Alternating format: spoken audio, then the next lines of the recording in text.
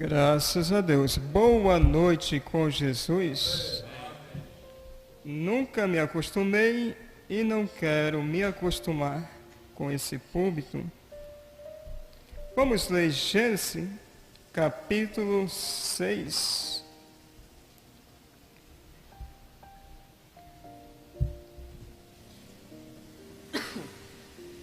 Se você deseja ficar em pé, é bom que dá uma descansada, né? Gênesis capítulo 6, versículo 5.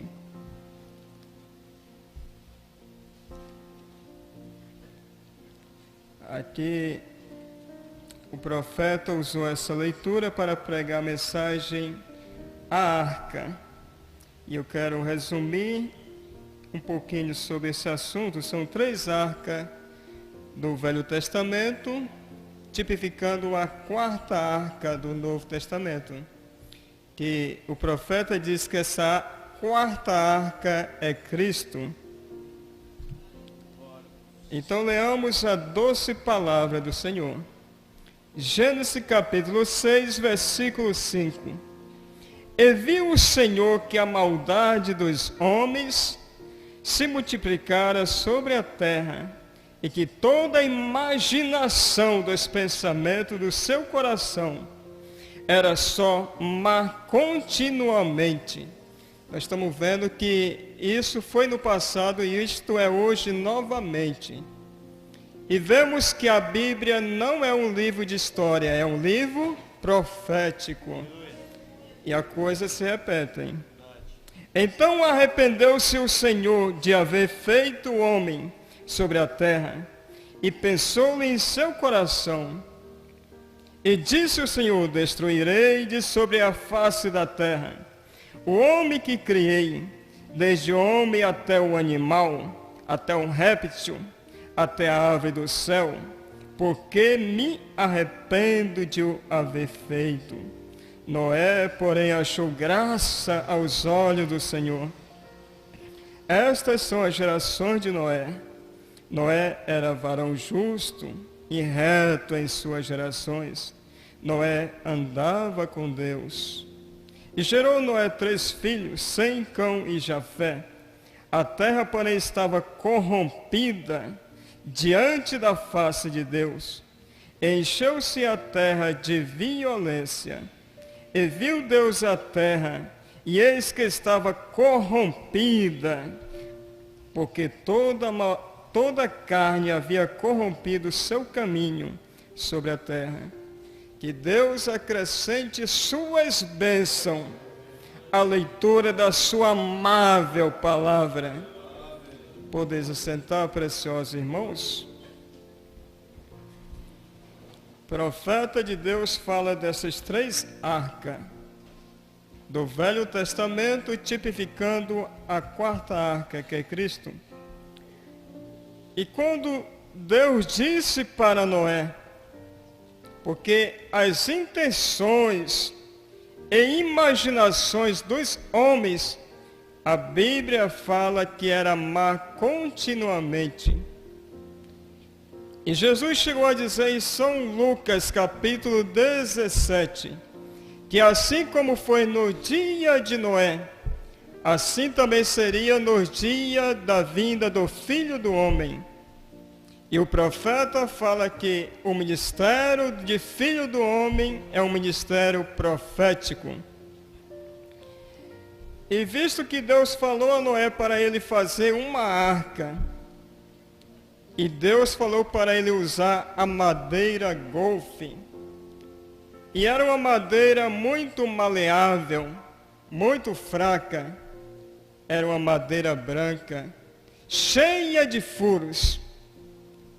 E a Bíblia em todo o tempo refere aos seres humanos como árvore.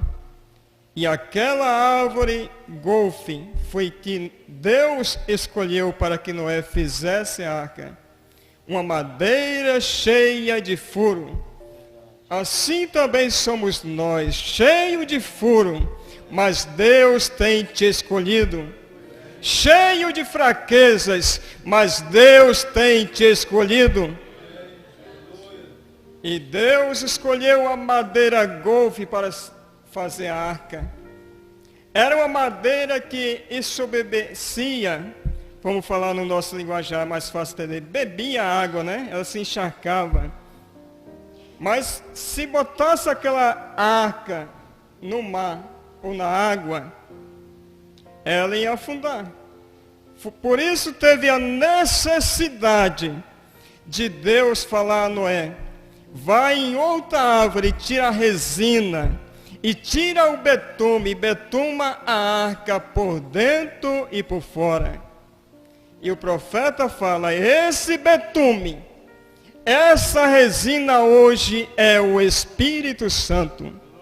E você deve estar selado por dentro e por fora. E é o Espírito Santo que tampa todos os nossos furos. É o Espírito Santo que tampa todas as nossas fraquezas. E ela podia andar, ou então navegar por cima das águas, porque estava selada por dentro e por fora. E águas na Bíblia fala de multidões e nações e povos. Então, se nós estamos selados por dentro e por fora, nós podemos reinar sobre o mundo. Nós podemos reinar sobre as nações. E o profeta diz aqui nessa mensagem, o Mombrana fala, que a arca era bem apertada. E na parte de baixo ficava ali aqueles animais, a serpente, né? Na parte de cima ficavam os cães. Mas na terceira parte ficava Noé e sua família. E hoje novamente a arca é apertada. Essa arca, Cristo, é apertada novamente. E foi pedido a Noé que fizesse uma janela em cima. Agora eu pergunto, que visão tinha Noé para que Deus pedisse a ele que fizesse aquela janela no alto? Mas a Bíblia fala bem clara, olha para cima, porque é de cima que vem o nosso socorro. Porque se Deus tivesse pedido a Noé, ou melhor dizer, ordenado a Noé, que fizesse janelas nas laterais, o que é que Noé ia ver após aquele tempo de dilúvio? Ele ia ver restos de animais mortos.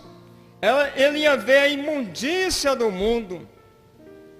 Então, Deus não quer que nós olhamos para as laterais, para as imundícias do mundo, porque não, se nós ficarmos olhando, nós vamos querer copiar o mundo. É por isso que todavia o Evangelho foi ensinado a olhar para cima, buscar as coisas de cima.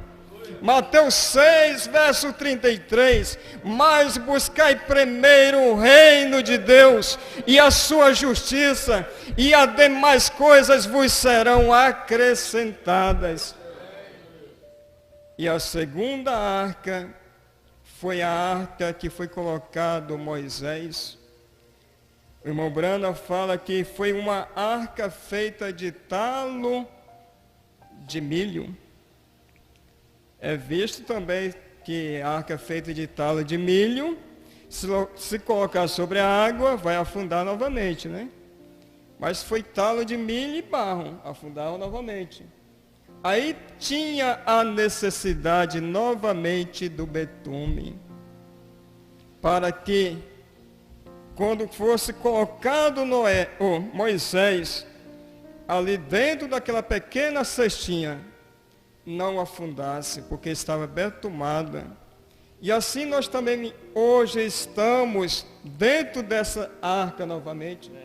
Moisés estava dentro daquela arca, daquela caixinha, ali, passando pelo rio Nilo, passando pelas águas.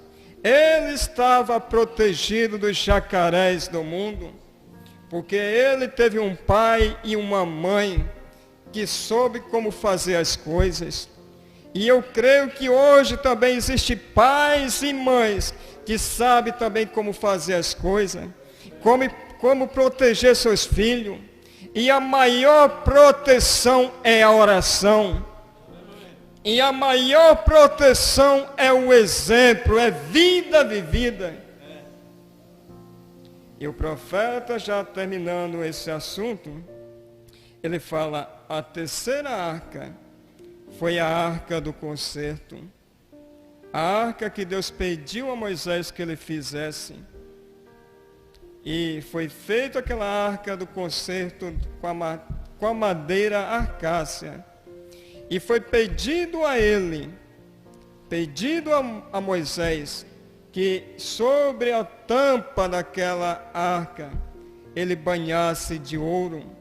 E aquele ouro é a representação da deidade de Deus, é a representação de Deus. E aquele ouro fazia brilhar aquela arca do concerto. E aquela madeira daquela arca representa nós.